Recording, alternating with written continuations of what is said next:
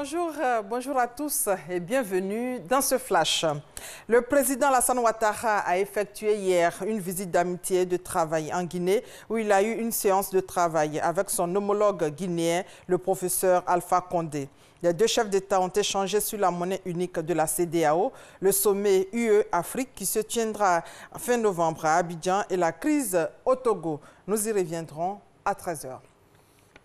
Deuxième édition de l'initiative La Finance, c'était hier en présence du vice-président Daniel Kablan-Duncan, une initiative conçue et portée par deux acteurs, la Commission de financement du secteur privé et du Fonds de garantie de la CEGECI. Objectif, transformer durablement le secteur privé en offrant des solutions concrètes à la problématique du financement de ce secteur avec un accent particulier sur les petites et moyennes entreprises.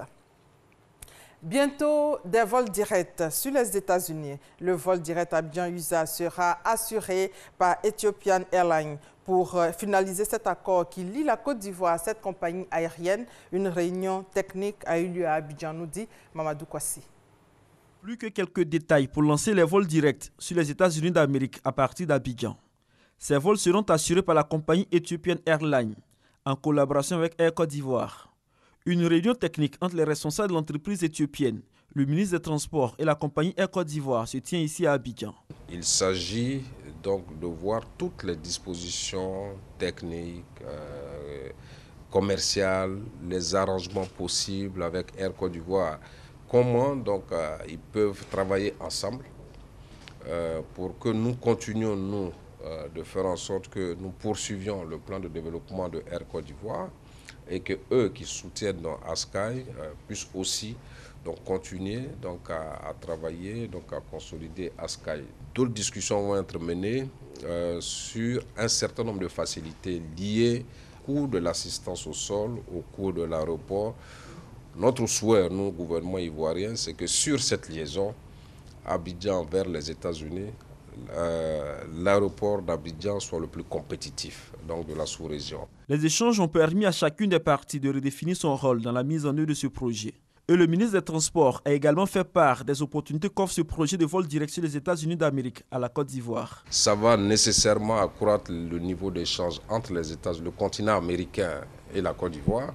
Évidemment, faire un vol direct, c'est beaucoup moins cher que de décomposer. Et puis pour la Côte d'Ivoire, c'est quand même quelque chose d'important. Souvenez-vous que nous sommes maintenant aussi donc, membres non permanents du Conseil de sécurité.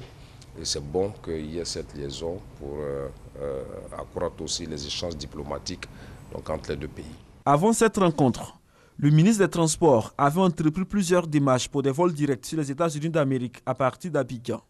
Il faut rappeler que l'aéroport international Félix Houphouët-Boigny d'Abidjan est depuis le 10 avril 2015 certifié TESA, Transportation Security Administration, par l'Agence nationale américaine de sécurité dans les transports. Une décision qui atteste du bon niveau de sûreté de l'aéroport en vue d'autoriser la réalisation de vols directs à destination des États-Unis d'Amérique à partir d'Abidjan. Hier, les femmes de Côte d'Ivoire ont rendu un hommage à Akangui. Elles ont magnifié la défunte mère de la commune de Port-Boué. Une mobilisation pour un hommage mérité à Hortense Akangui, modèle de leadership féminin décédée le 30 septembre dernier. C'est une initiative du ministère de la Femme, de la Protection de l'Enfant et de la Solidarité, des témoignages et beaucoup d'émotions sur place. Aujourd'hui, vendredi, Hortense Akangui sera inhumée au cimetière de Williamsville. Présidentielle au Kenya, le président Uhuru Kenyatta, réélu avec 98% des voix. Il faut signaler que le Kenya a vécu hier une nouvelle présidentielle après l'annulation du scrutin d'août dernier. Cette deuxième élection a été boycottée par le leader de l'opposition, Raila Odinga. Le vote a été marqué par une forte abstention, 33% de participation selon la commission électorale, et des incidents ont émaillé la journée d'hier.